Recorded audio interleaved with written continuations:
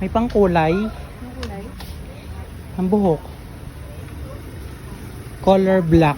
So, hello guys. So, dito nga isahanap tayo ng pangkulay na color black para kay ganda. Color black. Hanapan natin siya ng pangkulay. Then mamaya papagupitan naman natin siya ng buhok. Para naman pangkulay. Ang kulay? Color black. Aba, nakatingin. Kasya ito sa dalawa. Sa amin ni Inang. Oo, kasi na yun.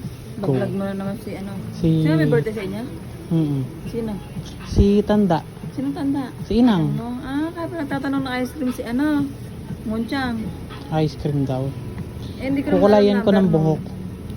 Ano ba, binablog mo ba? Ina mo, nakasama pa ako. Okay lang yan. Para nakikita ka sa vlog natin. Go na yan. Ano pa pwedeng panghalo dyan? 6%. Ha?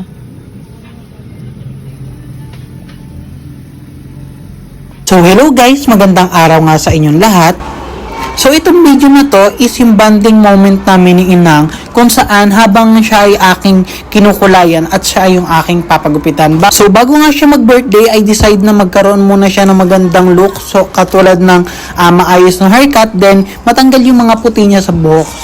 So I decide na siya ay kulayan muna, no. So dahil nga galing na rin kami doon sa pagupitan at nakita namin na sarado pa yung pagupitan. So nag-decide na lang din ako na unahin muna yung pagkukulay ng buhok bago siya pagupitan. So dito nga is mapapansin niyo is nagmi-mix na ako ng mga pangkulay ng buhok na binili ko kanina doon sa bayan. So ayan, habang minimix ko yan is tulala lang dyan si Ganda. Then sabi ko sa kanya is umapaupo lang siya dyan sa isang tabi para habang kinukulayin ko siya is ma-relax naman siya kahit papano. At para bukas naman, enda naman siya. So kung natatandaan ninyo nga is yung naging last na upload ko about kay Inang is nung birthday na niya. At hindi ko na nga napakita yung araw na nagpe-prepare pa lang kami para sa parating na araw ng birthday ng Inang. Kaya ngayon nga, nung nagkaroon ako ng oras na para i-edit yung mga video namin habang siya ay kinukulayan, is inedit ko na. Para naman may panood ko sa inyo at ma-share ko din sa inyo yung behind the scene na kinukuhaan ko siya habang kinukulayan ko pa. So sa halos nga na isang oras na pagkukulay ko sa kanya, is finally natapos ko na. So sabi ko nga dito is magpahinga lang siya ng konti at mamaya-maya maliligo na siya. At dahil nauna nga yung pagkukulay ng buhok kaysa sa paggupit ng buhok niya, sa part na to is kausap ko na rin yung gugupit ng buhok niya.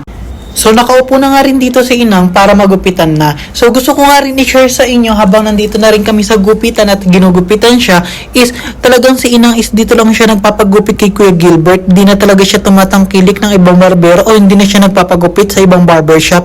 Ewan ko dito kay Inang, talaga na sanay na siya kay Kuya Gilbert na dito lang siya. Minsan nga is may point na sarado si Kuya Gilbert o mayroong ibang sineservisyohan. Ang gusto nga ni Inang is hihintayin pa si Kuya Gilbert na dumating bago siya magpagupit. Ino-offer na nga namin na magpagupit siya sa iba pero ayaw niya talaga. Hihintayin na lang daw niya na magbukas at doon na lang siya magpapagupit at kabisado pa niya. Naiintindihan ko naman si Inang kasi si Kuya Gilbert is napakagaling niyang gumupit at mura pa. Sa mga makakapanood nga po pala nito, malapit lang po ito sa may elementary school.